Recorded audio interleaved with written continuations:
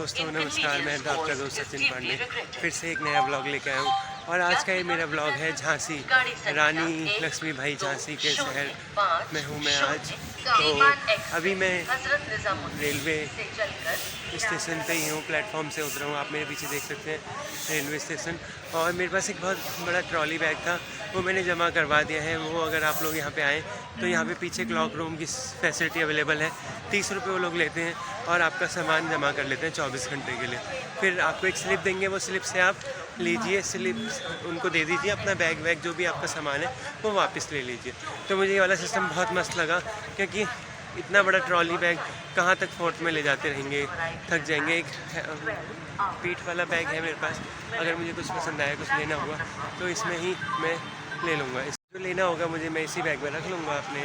तो अब मैं चलता हूँ फोर्ट की और देखता हूँ वहाँ के लिए क्या मिलता है।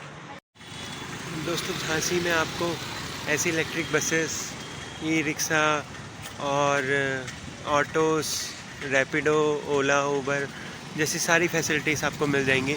तो अभी तो मैंने रैपिडो बुक करी है, मैं रैपिडो का वेट कर रहा हूँ। रैपिडो आएगी, फिर मैं रैपिडो में झांसी के किले तक जाऊँगा। और आज शाम की ही मेरी ट्रेन वापसी की है, तो पता नहीं मैं कितनी चीज़ें यहाँ कवर कर पाता हूँ, कितनी चीज़ें नहीं कवर कर पाता हूँ। तो देखते हैं, चलिए पहले झांसी का किला एक्सप्लोर करते हैं, फिर उसके बाद सोचेंगे कुछ और। मैं तो बस अपनी बाइक का वेट कर रहा हूँ।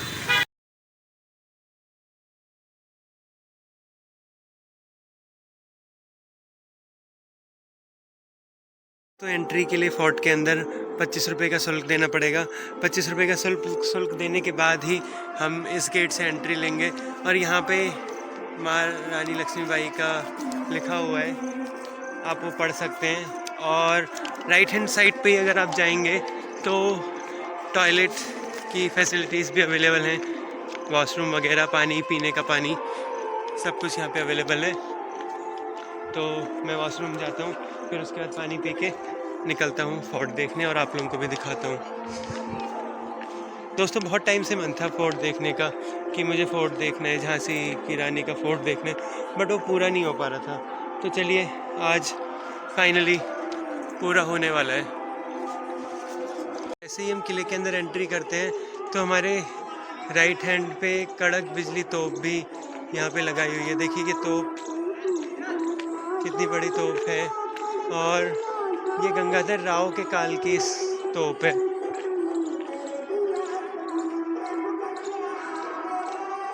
इसमें नेत्र और ये जो भौं बनाए गए हैं, ये कलात्मक ढंग से बनाए गए थे। चलने पर यह तोप बिजली सी कड़क उत्पन्न करती थी, संभवतः इसलिए ही इसको बिजली का नाम दिया होगा, कड़क बिजली की तोप का नाम दिया होगा। तोप के मध्य भाग में 3 पट्टियों में फूल, पत्ती एवं रस्सी के नमूने की सुंदर अलंकरण है। इसकी कुल माप 5.50 मीटर से 1.80 मीटर तथा जो इसकी विड्थ है वो है 0.80 मीटर, आप देख सकते हैं।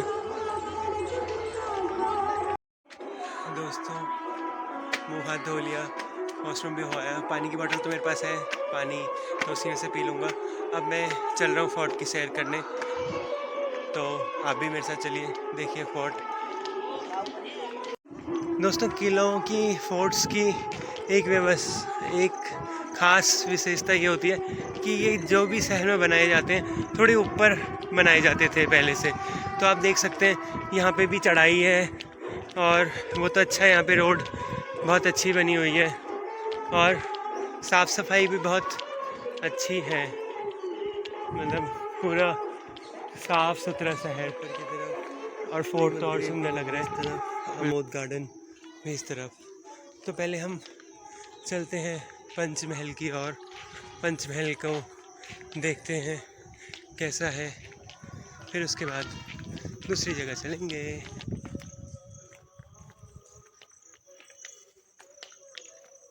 दोस्तों पंचमहल है क्या, हम ये पढ़ते हैं। यह एक पंचतलीय भवन था जो राजा वीर सिंह जोदेव द्वारा निर्मित कराया गया था। रानी लक्ष्मीबाई ने भी विशेष रूप से इसके भूतल का प्रयोग किया, जो उनके सभा कक्ष के काम आता था। प्रथम तल में एक कक्ष में रानी ठहरती थी। इस भवन का ऊपरी तल ब्रिटिश शासनकाल में बनवा। दोस्तों किले से पूरा झांसी शहर दिखता है। ये देखिए आप मेरे पीछे पूरा शहर दिख रहा है।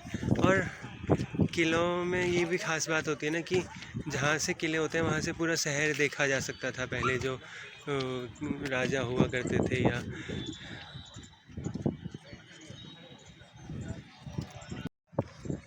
और यहाँ से सिटी देखने का ना अपने आप में मज़ा ही एक अलग होता है। मतलब एक अलग ही फीलिंग होती है कि हम बिल्कुल टॉप पे हैं और पूरी सिटी देख रहे हैं मस्त आराम से।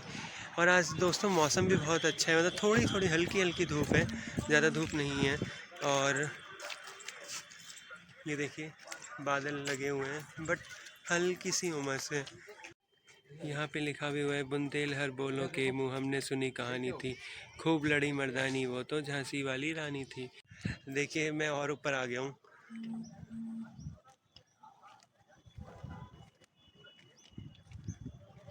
कितना मस्त लग रहा है ना शहर, मतलब बहुत सुंदर सा लग रहा है। मैं थोड़ा और ऊपर जा रहा हूँ।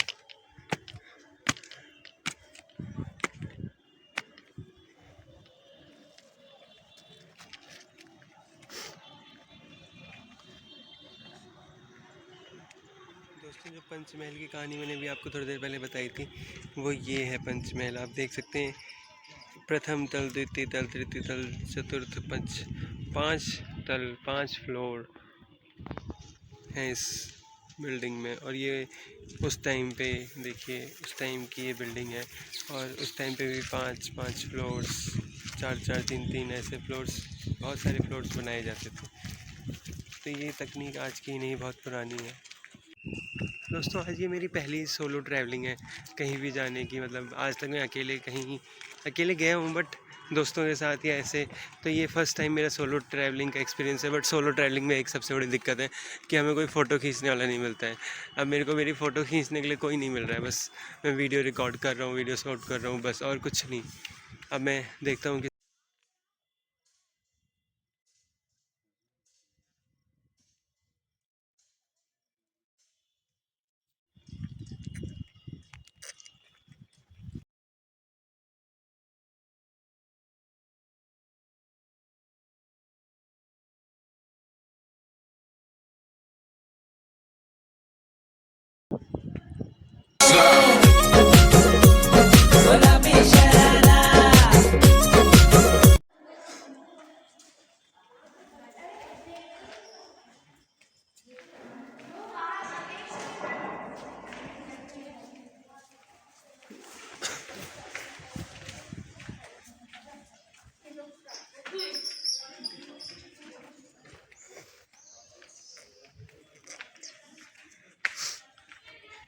दोस्तों अभी गाइड बता रहे थे कि यहाँ पे रानी आती थी, मतलब अपनी सहेलियों के साथ। और यहाँ पे रात को लाइट एंड साउंड शो चलता है शाम को। वो देखिए वहाँ पे चेयर्स भी रखी हुई हैं, और शाम को 5:30 6 बजे चलता होगा शायद लाइट एंड साउंड शो। कितना सुकून, मौसम भी इतना अच्छा हो रहा है ना कि बहुत सुकून सा मिल रहा है। मतलब एक चीज़ बहुत अच्छी हुई है कि आज मौसम थोड़ा अच्छा हो गया, सुहावना हो गया है। दोस्तों पुराने आर्किटेक्चर्स की बात ही अलग है। पुराने होने के बावजूद, कितने प्राचीन होते हैं ये, बहुत पुराने होने के बावजूद भी ये कितने अच्छे दिखते हैं। मतलब आज के समय में भी कितने सुंदर दिखते हैं। कुछ तो व्यवस्थित भी इनको किया जाता है, अच्छे से रखा जाता है, मेंटेन करा जाता है। और कुछ इनमें बात ही ऐसी होती थी कि पुराने ज़माने में बहुत चीज़ें सोच समझ के करी जाती थी, इसलिए। दोस्तों ये हैंगिंग टावर है। ये पुराने ज़माने में फांसी वासी दिए जाने के काम आता था। मतलब जो भी दंड फांसी का होता था उनको यहाँ से दिया जाता था। वो देखिए वहाँ से हैंग करके नीचे लटका देते होंगे। कितनी दर्दनाक मौत है ये भी। दोस्तों ठीक हैंगिंग टावर के बगल में ही शंकरगढ़ है। अब हम वहाँ की ओर जा रहे हैं, ठीक राइट हैंड में ही। आप लोगों को जब भी आएंगे तो आप लोगों को वहाँ पे लिखा हुआ मिल जाएगा वैसे तो। अरे वाह, यहाँ पे तो एक मंदिर भी मौजूद है। दोस्तों ये शिव मंदिर है। नारूशंकर के काल में निर्मित यह शिव मंदिर मराठा व बुंदेल शैली में बनाया गया है, जिसका ये सुंदर नमूना है। रानी लक्ष्मीबाई यहाँ नियमित रूप से पूजा करती थी और आज भी यह मंदिर श्रद्धालुओं के आरक्षण का केंद्र है। और दोस्तों यहाँ जो शिवलिंग है वो ग्रेनाइट पत्थर का बना गया है। तो चलिए चलते हैं एक बार अंदर। ये हनुमान जी की मूर्ति भी यहाँ स्थापित है। ओह वाह,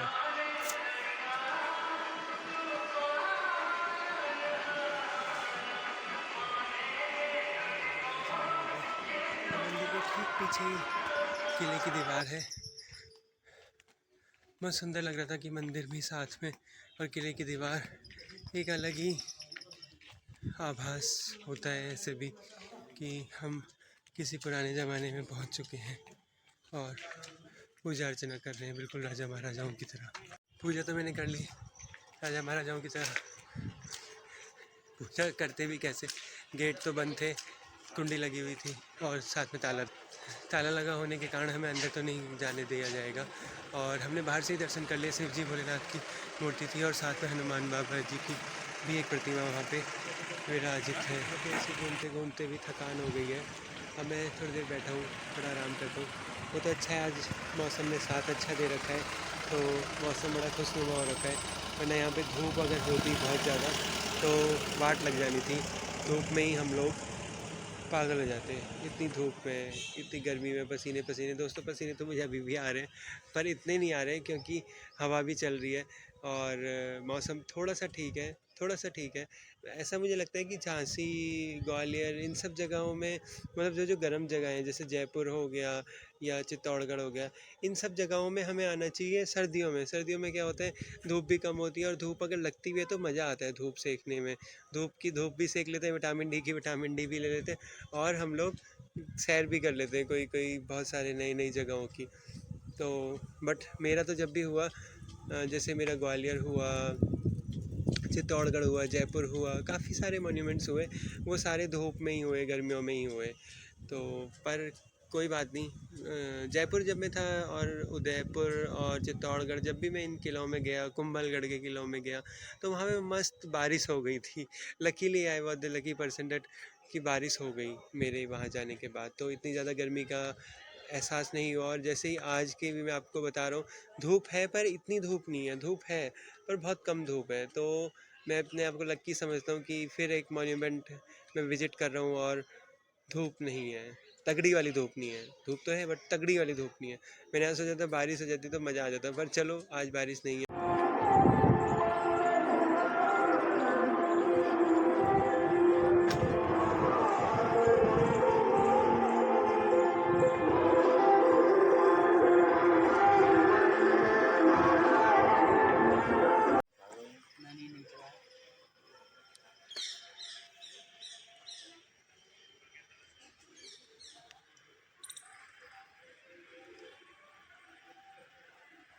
भी अच्छा लगा।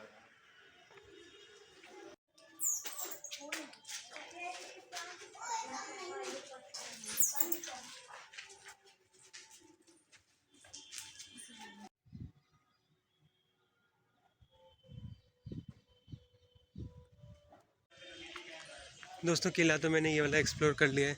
अब मैं निकल रहा हूँ यहाँ से। ये छोटे छोटे जो छेद होते हैं, ये आप लोगों को पता है क्यों होते हैं? ये पहले के ज़माने में निगरानी रखने के लिए बनाए जाते थे। जैसे यहाँ से तीर हो, गोलियाँ हो, अगर कोई दुश्मन आ रहा है कहीं पे भी, कोई भी दीवार से, तो उसको हम आसानी से मार गिराएं, इसलिए होते थे। और दोस्तों ये बारादारी है। बारादारी जो है राजा गंगाधर राव ने निर्मित करवाई थी अपने भाई के लिए, जिनको नाटक एवं संगीत में बहुत रुचि थी। बारादारी एक चौकोर चबूतरे पर बनी है जिसमें चारों ओर 3 खुली मेहराबें हैं। बारादारी का मध्य भाग पुष्प। दोस्तों अब समय आ गए झांसी के किले को अलविदा कहने का और अपने दूसरे मंजिल की ओर बढ़ जाने का। आप लोगों ने मेरे साथ किला देखा होगा और पूरी कहानी सुनी होगी, मैंने आप लोगों को बताया जैसा। तो उम्मीद करता हूँ आप लोगों को ये ब्लॉग पसंद आया होगा और आप लोग जब भी झांसी आएँ तो ये किला विजिट कर लीजिए। 2-3 घंटे में आपका किला पूरा हो जाएगा और पुराने जो इतिहास है वो भी आपको पता लग जाएगा कि कैसे राजा महाराजा पुराने के टाइम पे रहते थे, कैसे पुराने टाइम पे चीज़ें होती थी, कैसे मंदिर होते थे, सारी व्यवस्थाएं कैसे मैनेज करी जाती थी पहले के ज़माने में, तो ये सब आपको जानने को मिलेगा। तो अब मैं चलता हूँ, बाय, नमस्कार, सबा खैर।